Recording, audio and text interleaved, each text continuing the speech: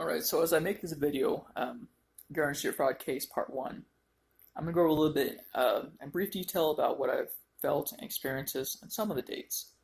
The first one I'm going to go into in detail, I'm going to focus on that instance and situation, is from,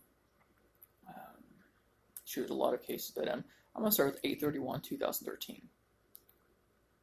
That date was something that was very traumatic on not just my life, but other individuals' lives, and something that I recently have parted ways, have given my rights as a father, have past 2 years actually voided my life, actually last year or so voided my life from that, after experiencing a heart attack back early July of last year from that experience. And so as I look at that experience and how it has affected my life, and how it has changed my life, and I don't believe, and as I looked at how his emotion affected me, and how it was affecting my views on Mormon Church and why I'm petitioning to have them shut down. I also look at how it made me feel insecure and inadequate as a human being. How there were times where I wanted to feel a certain way. For example, I wanted to feel hatred, and there were times where I did feel hateful, and where it would continually rise, or I feel more and more anguish and hatred towards the Mormon Church, and rightfully so, I feel. And as I look at how there are days where I'm just completely angry, and I couldn't understand why. I thought I'd meditate, I would read a book, I would go for a run, and it'd still be there. But it stemmed from that day of, having to reach a point in my life where I had a felony on my record, and I had lost everything, and I had no control of my life. And even at the time, I wanted to open a business, and it kind of limited me certain types of businesses, certain types of certification. And at the time, I was looking to, I was kind of thinking about going to political leadership and to law enforcement, after I built my life. And with a felony, it limited me from different types of management jobs, different types of employment, different types of certifications, certain background checks I could not pass. A Series 7 or 8 background check I may not have been able to pass due to that background and seriousness. A lot of retail jobs would ban me from that based on that, and it was due to the Mormon Church labeling me and putting a felony on there. And honestly, it was sometime I noted earlier in the case, case note files, put some notes on there saying the reasoning why it was what happened. And so what did happen was, at the time I was in Ardmore, Oklahoma. A Mormon church, a leader, Robert Newell, had, talked to me a lot, kind of harassed me a lot, and continually threatened me. And at one point said, if you don't leave, you leave the state, I will make sure you pay.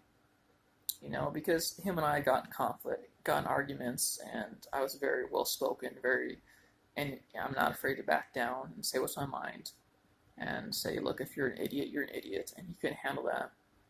And I didn't feel comfortable with him and how I was, and he and I weren't on the same page, and I didn't agree with his authority and the way he acted. And so as that threat came about, I didn't truly think that he'd do something like that, but as that date approached, it kind of it fell into place, and I later learned why. And so I went to Mercy Memorial Hospital 2 weeks prior, or whatever, to get some psychiatric help. When the incident happened, I was put on a medication called lithium that could have killed me, and it could have killed 3 other people. And so as I looked at what the series of events have happened, Mercy Memorial, that threat, if you don't leave Utah, I'll make sure you pay. And Dr. Wheeler, continuing, avoiding me, referring me back to Robert Newell, and seeing multiple instances of them working, talking, um, and hearing from people, and also witnessing them both saying, "You're coming to a point in life where if you don't change, we'll have to step in." I saw how it made sense. Um, I was put on that drug lithium, and I'm not gonna say I know this one for sure, but I have a strong feeling because I can't verify it. That I feel that Robert Newell contacted Steve and Judy asking for my history and looking at lithium, knowing that was a very deadly drug. And the reason this was brought to my attention, it was very odd and it fell into place, was when I was with psychiatric health, Mercy Memorial Hospital, Arbor, Oklahoma. I was taking off all the medications and told this is one medication will fix everything. I think it was on Bellfire, Depakote, a couple of different psychiatric drugs, and put on lithium. And I told them, this is not my drug. I said, well, I'm sorry. So I was put on lithium that was supposed to replace everything, fix everything. It not only caused me to have more seizures, but it allowed me to, I guess it allowed me to have anger spells. And so as I act out of irrational thoughts and attacked individual, it was, it all made sense of why I was taking off the medication, why I was threatened many times. If you don't leave Utah, I'll make sure you pay. And as he had connections to the head of IT, he's the head of IT department, and he's a Mormon leader. And because he knew that he could use me, because he knew that I was, if anytime he wanted to, send me back on a bus to Utah.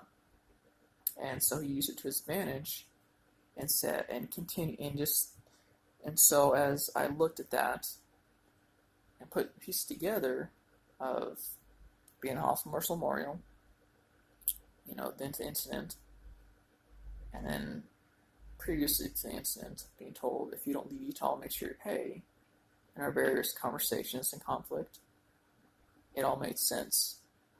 And it was something that was done for a religious sense and done out of hatred, and was, I would consider, a targeting crime and a hate crime. And I would consider almost a murder attempt charge. And I don't, statute of limitations, I believe, go back 5 years, but I'll have to research that. But that's something that I think that I might be petitioning, is attempted murder charges. And obviously, when the federal court actually opens up, I think that'll be more clear.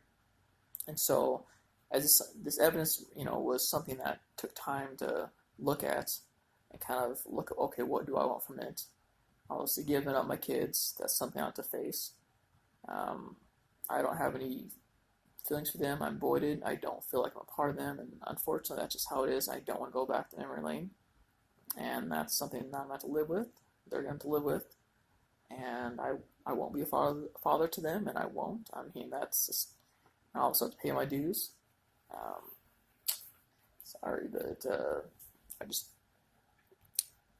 I've set up my life in a way that I've made sure that I avoided that life and not visit that lane again. I'll be working 18-hour days. And so anyways, I think this is something that has been very difficult for me to talk about, obviously, and something that has haunted me for years, and something that has brought a lot of emotional turmoil and sleep, and has caused some physical pain. The heart attacks, the strokes, the heart attacks and stroke. I don't want to keep using strokes, singular, not plural. So the heart attacks, the stroke, the seizures, just all those things that were stemmed from this. And once I left Utah, I was never, once I was outside of Utah, outside of the Mormon jurisdiction, not dealing with the Mormons, I was okay. And so that's something that I wanted to discuss today. All right, thank you.